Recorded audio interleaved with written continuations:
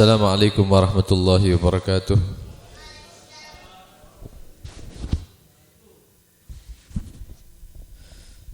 Bismillah walhamdulillah.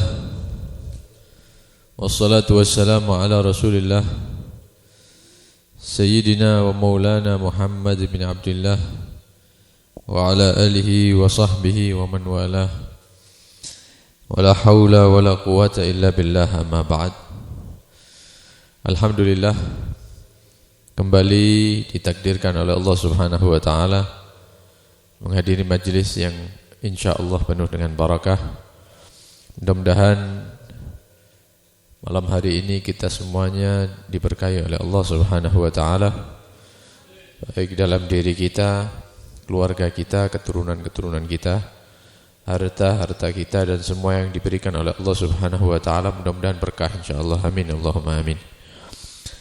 Hadirin hadirat rahimakumullah. Terakhir yang kita jelaskan yaitu hadis yang ke-13. Nabi sallallahu alaihi wasallam bersabda, "La yu'minu ahadukum hatta yuhibba li akhihi ma yuhibbu li nafsihi." La yu'minu, tidak sempurna iman ahadukum, seorang di antara kalian, hatta sehingga yuhibba, dia senang, li akhihi, untuk saudaranya, ma yuhibbu li nafsih, terhadap perkara yang membuat senang dirinya sendiri. Ini sudah kita jelaskan. Arti secara singkat, kalau ada kebaikan sampai kepada saudara kita, kita ikut senang, sebagaimana kebaikan tadi itu sampai kepada kita. Juga sebaliknya, kita juga merasa susah kalau ada keburukan sampai kepada saudara kita, sebagaimana kita susah kalau misalnya keburukan itu sampai kepada diri kita. Kalau kita punya hati yang seperti itu, senang dengan senangnya saudara, susah dengan susahnya saudara, ini menandakan kesempurnaan iman. Alhamdulillah, ini kita sudah terangkan di pertemuan yang sebelumnya. Senang dengan senangnya saudara, susah dengan susahnya saudara. Ada istilah lain yaitu al-ithar. Al-ithar itu lebih mendahulukan orang lain atas pribadinya, lebih mendahulukan orang lain atas kepentingan atau kebutuhan dirinya pribadi. Ini namanya ithar, mendahulukan orang lain. Dan ini dipraktekkan oleh Rasulullah SAW sebagai guru, panutan bagi sahabat Nabi SAW. Maka kemudian para sahabat juga mempraktekkan itu sebagai bentuk ittiba, mengikuti Rasulullah sallallahu alaihi wasallam. Di sini ada kisah. Sebenarnya kisah ini, dua kisah ini hampir sama, karena ada dua riwayat, hampir mirip kisahnya. Yang pertama, ada seorang laki-laki datang kepada Rasulullah SAW. Kemudian dia berkata, "Inni majhudun." Ya Rasul, saya ini sangat lapar. Maka dituntun oleh orang ini sampai ke rumahnya Nabi. Kemudian Nabi bertanya kepada istrinya, "Di rumah ada makan enggak? Soalnya ini ada tamu yang lapar." Faqulna, maka istri Nabi mengatakan, "Ma indana illal ma." Di rumah tidak ada makanan apapun kecuali air putih. Pindah ke istri kedua sama, tidak ada ya Rasulullah, cuman air putih. Istri ketiga juga seperti itu, air putih. Ini menggambarkan bagaimana kehidupan Rasulullah bersama keluarganya. Karena itu kita ini ojo ngersulo ae. Kalau kita di posisinya Rasulullah, ya tidak mampu kita. Kita bisa makan 3 kali sehari, ya. Pakaian juga ada di lemari. Anak-anak kita juga dicukupi oleh Allah. Seharusnya kita ini banyak syukur kalau melihat kehidupannya Nabi dan istri-istrinya. Bawa tamu tidak ada yang mau disuguhno. Kalau kita kan masih bisa ngusahakan ya, di dalam rumah mungkin ono apa di kulkas misalnya. Ini tidak ada. Akhirnya Nabi bingung, ya apa ini, ada tamu tapi tidak ada suguhan, tidak ada makanan. Maka dituntun orang ini bertemu dengan beberapa sahabat. Sambil Nabi menyatakan, man yudhifu hadza al-lailah. Siapa yang mau menerima tamu ini untuk 1 malam ini, malam sekarang ini. Karena Nabi tidak memiliki apa-apa, menawarkan kebaikan kepada para sahabat. Kalau sudah Nabi nawarkan, berarti itu pahalanya berlipat ganda. Berbeda kalau kita ngundang orang sama diminta bantu sama Rasulullah itu lain. Karena itu kalau Nabi sudah bawa tamu, kemudian nawarkan kepada para sahabat, itu sahabat itu rebutan, cepet-cepetan. Maka berdiri seorang laki-laki dari kaum Ansor, dia menyatakan, ana ya Rasulullah, saya siap ya Rasulullah, tak jamu orang ini malam ini. Akhirnya jalan, tamu ini jalan bersama laki-laki Ansar sampai ke rumahnya, tanya sama istrinya di dalam, hal indaki syai', dek, di dalam ada makanan apa? Faqalat la, tidak ada apa-apa, illa kutusibiyani, kecuali makanan ya untuk anak kita, untuk kita berdua tidak ada, tidak makan kita malam ini, tapi untuk anak kita ada. Qala fa'allilihim bisyai', ya wis anak kita selimur-selimurno, ya selimurno. Kalau tamu sudah masuk, makanan anak kita itu keluarkan. Nah, nanti ketika sudah waktunya makan, api untuk penerangan itu kita matikan supaya gelap. Ana matikan lampu itu, kemudian ente tidurkan anak-anak. Baru biar tamu tadi itu makan, nanti piringnya ya tak gerak-gerakkan biar seperti makan suara orang makan. Kalau sekarang mungkin kalau ada sendok ya, sendok keloneng-keloneng pada tidak makan orang, karena dalam gelap. Maka suami istri itu melakukan sesuai rencana. Ya, anaknya ditidurkan, makanan sudah siap, kemudian apinya dimatikan. Oh mari makan. Iya, ayo bareng. Oh iya ini saya ngambil juga, padahal tidak ngambil. Pura-pura makan dalam kegelapan. Wah, akhirnya tamunya makan. Sampai selesai.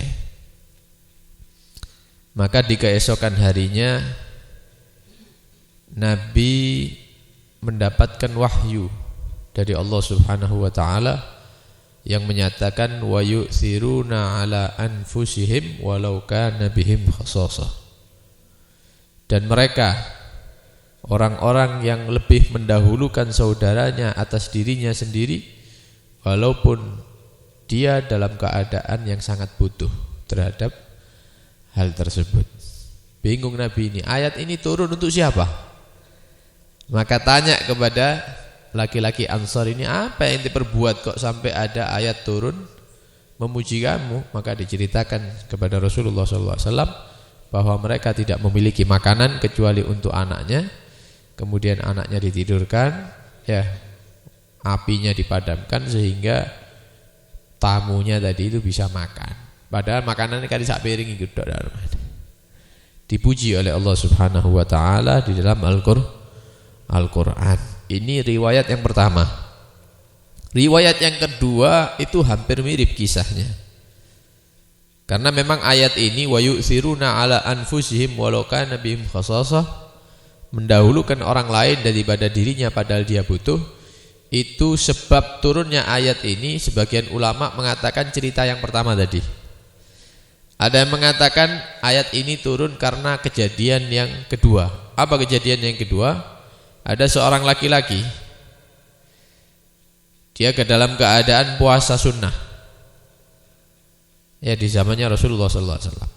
Maka ketika berbuka puasa dia tidak dapat makanan untuk buka kecuali air. Akhirnya dia minum itu air sampai hari berikutnya puasa sunnah lagi. Mau buka lagi tidak ada makanan, minum air lagi. Sampai puasa hari ketiga. Hari ketiga wis mulai lemes sudah. Ya. Mulai lemes ya, tidak kuat ini. Karena puasa 3 hari tidak kemasukan maka makanan, cuman kemasukan air. Ada sahabat yang lain memperhatikan, oh faham ini modelnya durung mangan ya, wajah-wajah keluwen. Gak sampai lah hadir hall kesuwen iki ya 2 jam 3 jam. Wajah-wajah kelaparan kan kelihatan.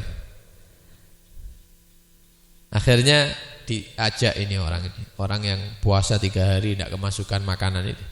Ayo mampir ke rumah katanya. Nah, dari sini ceritanya sama.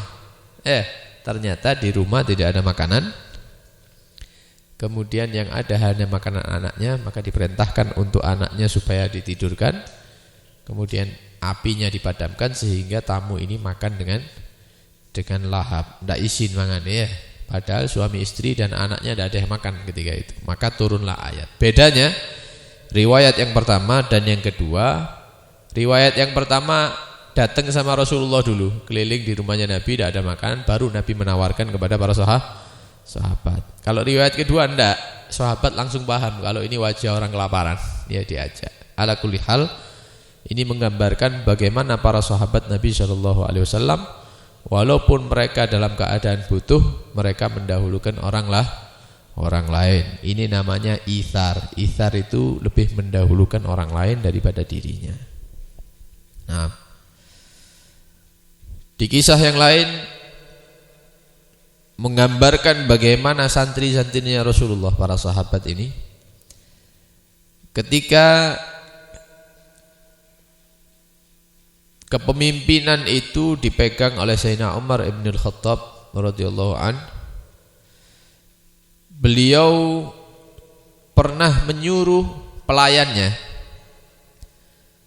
untuk mengirimkan harta yang berjumlah 400.000 dinar. Dinar itu kepingan emas, berarti tidak sedikit ini ya. Mungkin sekarang miliaran begitu.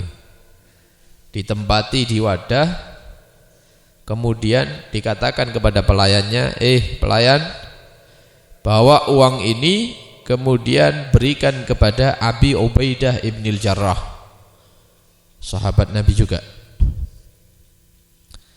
Kemudian summa talaka itu jangan langsung pulang. Jangan langsung pulang. Ente perhatikan, ente awasi apa yang dilakukan oleh Abi Ubaidah dengan uang yang saya berikan. Akhirnya berangkat ini pelayan membawa uang 400 dinar sampai ke rumah Abi Ubaidah, sahabat Nabi SAW. Setelah ketemu dengan Abu Ubaidah, mengatakan, ya gulak Amirul Mukminin ij'al hadhi fi ba'dhi hajatik. Ini uang dari pemimpin kita, ya Amirul Mukminin Sayyidina Umar, 400 dinar. Katanya untuk keperluan Anda. Silakan dibelanjakan untuk keperluan Anda. Lah saiki kan langsung dikana bojone kabeh. Apa yang dilakukan oleh Abi Ubaidah? Setelah uang itu diterima dan pelayan ini minggir, menjauh, dia memanggil pelayannya, mengatakan, ya ente pergi ke rumah fulan, serahkan 7 dinar ini untuk dia. Kemudian pergi lagi ke rumah fulan, orang kedua, serahkan 5 dinar, fulan sekian dinar, fulan, sampai 400 dinar semuanya habis seketika itu juga. Jadi uang ini tidak mlebu omah, cuman di pintu saja. Dilihat sama pelayannya Sayyidina Umar ibn al-Khattab, diperhatikan. Akhirnya balik lapor kepada Sayyidina Umar ibn al-Khattab, mengatakan, wahai Amirul Mukminin, uang 400 dinar itu seketika itu dibagi-bagi sama Abi Ubaidah untuk orang butuh, orang miskin, orang punya utang dan seterusnya, habis. Maka Sayyidina Umar ibn al-Khattab mengatakan idhab biha ila Mu'adz bin Jabal. Ini saya ada uang lagi 400 dinar lagi, sama. Cuman sekarang ente pergi ke rumah Mu'adz bin Jabal, sahabatnya Nabi yang lain. Berikan ini, kemudian sama, jangan ditinggal. Perhatikan apa yang dilakukan oleh Mu'adz bin Jabal. Udah berangkat ini pelayan sampai ke rumah sahabat Mu'adz bin Jabal, disampaikan, ya, Amirul Mukminin Sayyidina Umar mengatakan 400 dinar ini untuk Anda, belanjakan untuk keperluan Anda. Setelah itu pelayannya minggir, diperhatikan dari jauh. Ternyata ya setelah mendoakan Sayyidina Umar, dia memanggil pelayannya juga. Ya dipanggil, ya fulana, panggil. Nanti ke rumah ini ya, sampaikan ini uang sekian, ke rumah ini sekian, terus sampai ente, sama juga. Cuman bedanya ketika memerintahkan pelayan, istri daripada Mu'adz bin Jabal itu nginceng dari dalam. Ya, dilihat. Kok modelnya nyebut-nyebut duit ini ya. Ya, ini mungkin hampir mirip dengan istri sekarang ini ya. Diinceng delok bojone kok model bagi-bagi duit. Maka dia ngomong dari dalam mengatakan wa nahnu wallah masakin fa'atina. Mu'adz, kami ini istri kamu, anak-anak kamu ini miskin, termasuk keluarga miskin juga. Jangan dihabiskan uangnya. Ya, sisakan untuk kita. Falam yabqa, ketika ngomong gitu tidak ada sisa kecuali 2 dinar. Dari 400 itu hanya sisa 2 keping saja. Akhirnya 2 keping tadi itu diserahkan kepada istrinya yang miskin dan anak-anaknya, keluarga. Jadi kalau sudah megang uang itu lali ambil bojo, ambil anak lali. Ya. Yang diingat itu tetangganya, kerabatnya. Kalau kita kan enggak, ya. Lah oleh duit lali kabeh. Lek gak oleh duit eling. Ya. Eling ambek koncone lek lagi nyekel fulus, wis ndak ono kabare wis. Nanti ku fulan. Itu berarti lagi pegang uang gitu ya. Kalau ndak nyekel duit kumpul ya, mangan gratis. Gitu kok no kopi misalnya.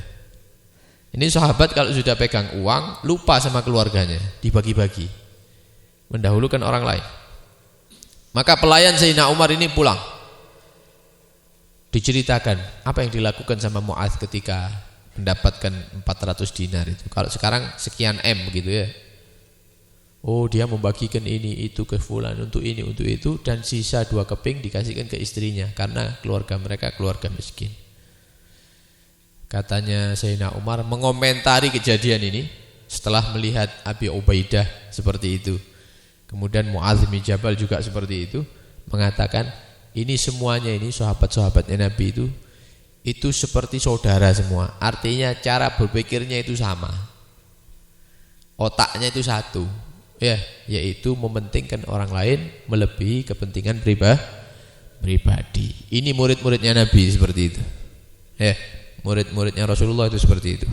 Karena mereka menyaksikan langsung bagaimana Nabi itu perhatian kepada umatnya. Jadi mereka ngikuti jejaknya Nabi. Nah, dan ini juga diikuti oleh para tabi'in. Ya, orang-orang yang menangi sahabat tapi tidak menangi Rasulullah. Mengikuti jejaknya para sahabat, yang mana para sahabat ini mengikuti jejak Nabi sallallahu alaihi wasallam. Bahkan mendahulukan orang lain dalam keadaan yang sangat genting begitu ya. Wis kabeh mati sik mikiri wong. Sudah mau meninggal masih mikiri orang, melebihi dari pribadinya sendiri. Maka dikisahkan oleh Hudzaifah, beliau pernah menceritakan intolaktu yaumal yarmuk, saya ini pernah berjalan di peperangan Yarmuk, atlubu ibna amin li, saya mau mencari sepupu saya, mau mencari sepupu saya, karena saya yakin dia tadi itu kena sabetan pedang atau kena panah misalnya dalam peperangan. Ketika itu dia ini Hudzaifah membawa wadah air. Kalau memang sepupu saya itu masih hidup, ya saya minumi air ini biar tidak kehausan. Sampai ketemu itu ke sepupunya, maka Hudzaifah mengatakan, askika, sepupu saya misanan, tak kasih ya minum ini ya, tak minumkan ke kamu ya. Maka dia menganggukkan kepala, artinya ya minumkan, karena sangat haus, kami mati, ya sudah mau meninggal. Ketika mau dimasukkan itu air ke mulutnya, didekatkan kepada mulutnya, fa idza birajulin yaqul, maka kami mendengar ada seorang laki-laki daripada pasukan kita kaum muslimin, ada yang teriak, itu orang yang mau diminumi ini, ya dipegang wadah airnya. Dia mengatakan begini, kasihkan ke saudara saya yang sebelah, kasihan yang teriak-teriak itu, kasihkan dia, jangan saya. Akhirnya Hudzaifah karena diperintahkan sama sepupunya, dia berdiri, ya mendekati orang yang teriak tadi itu, ya. Maka ternyata yang teriak tadi itu namanya Hisham ibn al-As. Dikatakan sama Hudzaifah, Hisham, tak minumi kamu ya air ini ya. Ngangguk dia. Ketika didekatkan ke mulutnya, ternyata ada suara lain. Maka Hisham mengatakan begini, jangan saya, itu saudara saya di sebelah lebih membutuhkan. Berdiri lagi Hudzaifah membawa air. Ketika didekati orang ketiga ini, ternyata dia sudah kedahuluan wafat. Didatangi, loh tadi ada suara, sekarang ternyata sudah wafat ini. Oh berarti tidak ditakdir dapat air. Kembali ke Hisham. Hisham didatangi, meninggal juga. Kembali ke sepupunya, meninggal juga. Tiga-tiganya meninggal. Dalam keadaan lebih mendahulukan saudaranya untuk minum air daripada dirinya sendiri. Ini dalam keadaan sudah mau mati, itu masih mikirkan saudaranya. Kalau kita, tonggomu mati tidak ngurus. Mati wis 3 dino, petang dino, ndak ono sing ngeru. Subhanallah, saking nemen nih. Padha Islami padahal. Ndak tahu keadaan tetangganya seperti apa, ndak tahu. Urip dewi-dewi kayak dek mahsyar jadi ya. Nafsi-nafsi wisan. Sendiri-sendiri, kau urip-uripmu, aku urip-uripku, ndak usah ngurus ya. Kalau mereka para sahabat tak seperti itu. Para tabi'in mereka mengambil teladan daripada Rasulullah sallallahu alaihi wasallam. Kalau kita tidak mampu ngikuti mereka, paling enggak ngikuti walaupun sedikit. Ngikuti berapa persen Mas? Ndak iso beb uripku ruwet kabeh ngurusi tangga misalnya. Ya bukan seperti itu, artinya ya paling enggak lah adat-adat yang sudah diajarkan oleh para ulama kita lestarikan. Anter-anter itu kan dulu ada. Saiki kan ndak ono anter-anter itu. Dulu anter-anter itu banyak dulu. Kok piring diiseni opo, ya ditutup ambek kain serbet. Mari ngono anake dikongkon, entar nang sebelah nak. Dianterno. Kok kabeh mulai dikon ngenteni sik. Aja mulai dimilih, entar ono. Dibersihkan piringnya, kemudian diisi yang lain, dibalesi. Mau diisi gedang, isi buah atau apa, dikembalikan. Ini aneh buat orang tuanya. Kayak wong tua ini. Oh nggih, matur suwun. Itu dulu banyak, sekarang enggak ada, mbu. Wong-wong iki melok ajarane sapa? Orang-orang dulu itu walaupun enggak punya, itu ada anter-anter, itu ada. Ya, menunjukkan bukan isinya sebenarnya, perhatiannya. Nah ini yang tidak ada, ini harus dihidupkan lagi di antara kita kaum muslimin itu. Dan warisan ini diterima oleh para ulama kita, baik dari kalangan habaib maupun daripada kalangan kiai para ulama-ulama kita. Dikisahkan Habib Alwi bin Segaf As-Segaf yang ada di Kebon Agung, yang hallnya bulan Syakban itu Habib Ramadan. Habib Alwi bin Segaf As-Segaf, beliau ini muridnya Sahibul Maulid Habib Ali Habsyi. Muridnya yang ngarang Sibtu Duror itu yang kita baca tadi, itu Habib Alwi Bonagung itu murid langsung. Beliau pulang dari Hadramut, dari Yaman sana, perjalanan naik kapal laut itu bareng sama Habib Abu Bakar Gresik pulangnya. Habib Alwi sama Habib Bakar Gresik pulangnya bareng ke Indonesia setelah belajar kepada Habib Ali Habsyi. Habib Alwi ini orangnya itu dermawan, loman. Ya. Di samping itu beliau mendahulukan orang lain daripada dirinya sendiri. Ya ini wirasah ini, warisan Nabi datuknya. Juga warisan para sahabat. Sehingga dikisahkan kalau sudah bulan Ramadan, Habib Alwi itu beli beberapa sarung baru untuk ngasih tetangganya, kerabatnya, bagi-bagi sarung. Ya, bagi-bagi supaya dipakai untuk sholat Id. Udah. Jadi kalau sudah tanggalnya dibagi, orang-orang itu dikasih satu-satu, dikasih semua. Semari jangkep. Ketika Idul Fitri, Habib Alwi pakai sarung baru. Ya, mau berangkat ke masjid. Ketika keluar dari rumah, ternyata di depan rumah ada satu orang yang nunggoi bisa. Dinteni Habib Alwi iki metu. Ketika keluar tanya, "Loh, ada perlu apa? Iki wis kabeh salat Id ini ya." Mau jam 6 mau setengah 6 misalnya. Ada perlu apa? Anu Bib, waktu pembagian sarung kemarin saya belum dapat. Lu iya dah? Oh iya, masuk. Masuk. Dilihat ada sarung mana? Tidak ada sarung lah. Sudah dibagi semuanya. Ini belum dapat. Akhirnya apa? Masuk kamar, sarung yang dipakai dilepas sama Habib Alwi. Dilempit lagi, dilipat. Kemudian beliau pakai sarung lama. Sarung yang baru dikasihkan ke orang tadi. Minta maaf ya, ini sudah saya pakai sebentar kok tapi ini masih baru. Oh ya Beb, terima kasih banyak. Pulang orang ini dengan senang, bahagia, punya sarung baru. Habibnya ini pakai sarung lama, sholat Id, berangkat ke masjid. Ini warisannya datuknya Nabi Shallallahu Alaihi Wasallam, dan itu yang diamalkan oleh para sahabat dan ahlu bait Nabi Shallallahu Alaihi Wasallam. Kita mohon kepada Allah Subhanahu Wa Taala, mudah-mudahan Allah memperbaiki hati kita, memperbaiki keadaan kita, agar supaya bisa meneladani ya para ulama-ulama kita, meneladani para sahabat Nabi Shallallahu Alaihi Wasallam, agar supaya bisa meneladani ahlu baitin Nabi Shallallahu Alaihi Wasallam, yang mana mereka semua itu akhlak mereka, amal mereka bersumber dari Nabi Muhammad sallallahu alaihi wasallam. Sallallahu alaihi Muhammad wa alihi wasallam. Alhamdulillah rabbil alamin. Assalamualaikum warahmatullahi wabarakatuh.